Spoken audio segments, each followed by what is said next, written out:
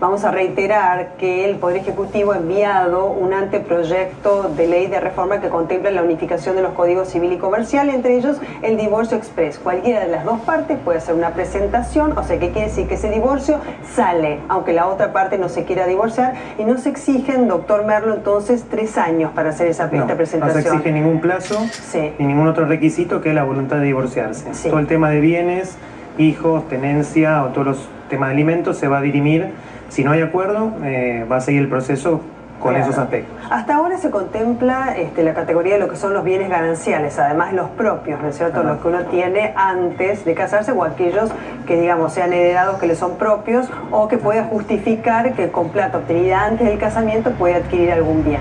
Ahora, ¿qué modificación se hace al respecto? Lo que se contempla ahora son las llamadas convenciones matrimoniales, donde uno puede elegir el régimen al momento de celebrar el matrimonio, y si no hace ninguna opción, el régimen es similar al que nosotros conocemos actualmente. Uno puede optar por otro régimen que se va a llamar de separación, donde cada uno va a permanecer con los patrimonios separados. O sea, que cada uno gane, digamos, que lo que sea fruto de su trabajo o la renta de algún bien no es ganancial, si esto es lo que se acuerda. Claro. Sí. Va a haber también un régimen, digamos, común a estos dos, o un núcleo de, digamos, protección del hogar, necesidad de que el otro cónyuge preste la conformidad para ciertos actos que no pongan en peligro los bienes de la familia, el hogar conyugal, que esto va a ser común a cualquiera de los dos regímenes que uno elija. ¿Cómo sería? Esto, por ejemplo, la protección del hogar conyugal, donde vivan los cónyuges para disponer de él o de los bienes que ahí existan, va a hacer falta el asentimiento o la conformidad del otro, independientemente que yo elija uno u otro régimen. Es una protección para la familia que es un núcleo básico de protección que es común a ambos regímenes. Claro. ¿Y qué pasa con la herencia? El tema sucesorio aún no lo hemos analizado, son más de 300 artículos solo de familia. Hay que ver cómo engancha el tema de familia con el sucesorio, pero no hay mayores, por lo que tengo entendido, modificaciones. Hay alguna reducción de la porción legítima, pero estamos abocados ahora desde distintos ámbitos al estudio del tema de familia por ahora. ¿Qué pasa con aquellos que no han contraído matrimonio, no es cierto? O sea, no se han casado legalmente, pero conviven?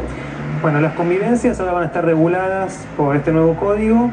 Se establece que a partir de los 2 años va a empezar de convivencia a haber un marco legal que se le va a imponer a quienes en realidad están optando por no someterse a ningún régimen, por no estar casados, con la particularidad que también hay protección para la vivienda familiar y en algunos casos va a haber solidaridad por las deudas, por ciertas deudas que contraigan los miembros de la unión. Es decir, que si uno de los dos, si la mujer por caso contrae una deuda para las necesidades del hogar que contempla el código, responde el otro con todo su patrimonio.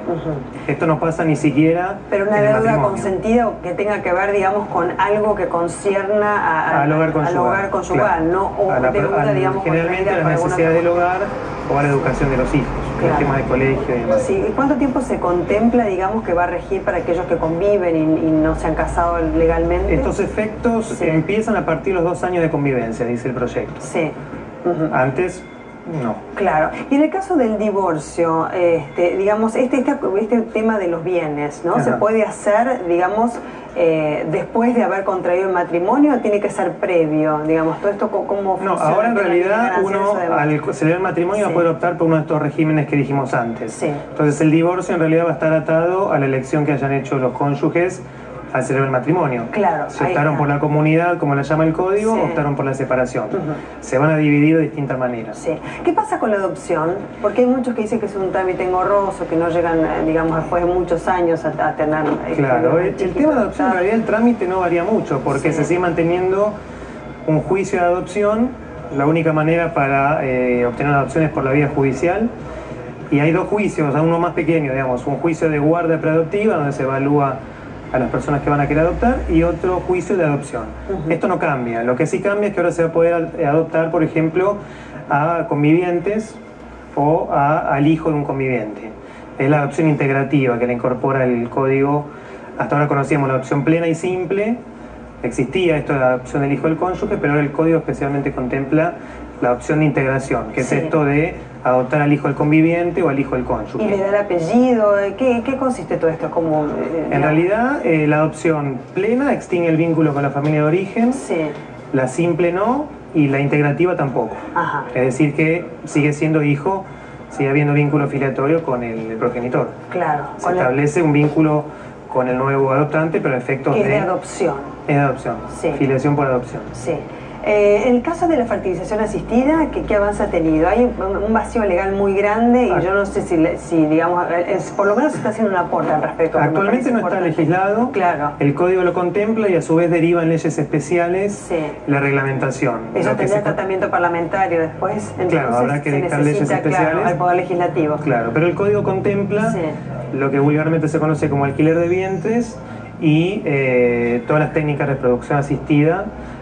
Lo contempla expresamente el código. Después va a derivar a la... Y que es persona desde la concepción, que en realidad es una ratificación, ¿no es cierto? Sí, pero esto es importante también establecerlo.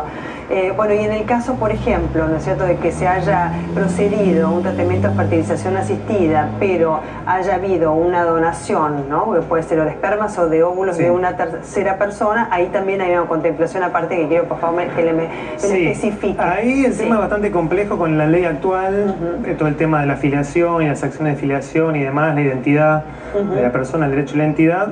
Ahora se complica un poco más porque el código incorpora lo que se llama la voluntad procreacional. Esto es decir, que si yo consiento que mi cónyuge recurra a una técnica de fertilización asistida, en realidad mi consentimiento, mi mera voluntad, le da un estado de hijo, es decir, crea un vínculo de filiación, independientemente de quién haya aportado el gameto. Eso es importante. Lo que es importante es que el derecho a la identidad, esto de que el menor pueda conocer su origen, en la adopción no está limitado, el menor puede acceder, pero en el caso de la filiación solo puede acceder por vía judicial si hay causas graves o peligro en la salud de la persona concebida por esas técnicas.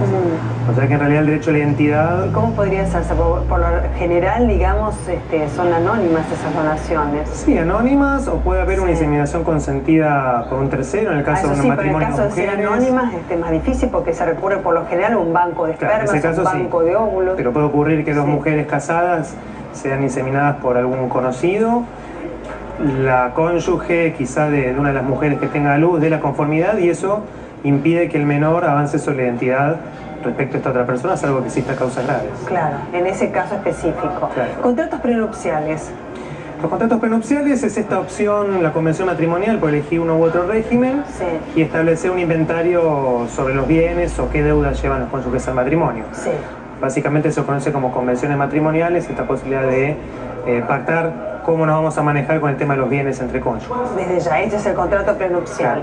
A ver, el tema de la fertilización asistida, les decía anteriormente que tiene un vacío legal tan grande, no es porque no existan proyectos de ley, sino que no ha habido, creo yo, tratamiento parlamentario, digamos, de estos proyectos. Y es muy difícil también, nunca ha llegado a buen puerto, porque por ahí no pasan de la comisión, pero no en el ámbito de alguna de las dos cámaras. Y es importante porque tanto ha avanzado la ciencia y la técnica al respecto que se necesita alguna legislación. Pero es un tema a nivel mundial, me parece, no solamente de la Argentina. Melina, ¿qué está pasando con eso? Mira, a propósito, se presentaron 7 proyectos el año pasado respecto de fertilización asistida, pero no se cumplieron los tiempos parlamentarios. Así que es la gran deuda pendiente del Congreso, particularmente de la Comisión de Salud para este año. Y sabés que Melina también, la propia Presidenta de la Nación, Cristina Fernández de Kirchner, en un discurso ante la Asamblea Legislativa en el inicio de sesiones ordinarias, hizo hincapié, por eso este anteproyecto de ley. Entonces, bueno, teniendo en cuenta que es el propio Poder Ejecutivo que lo lanza, supongo yo tendrá mayor incidencia o repercusión. Sí, absolutamente. 1 de cada 6 mujeres se considera estadísticamente que tiene problemas de fertilidad, pero además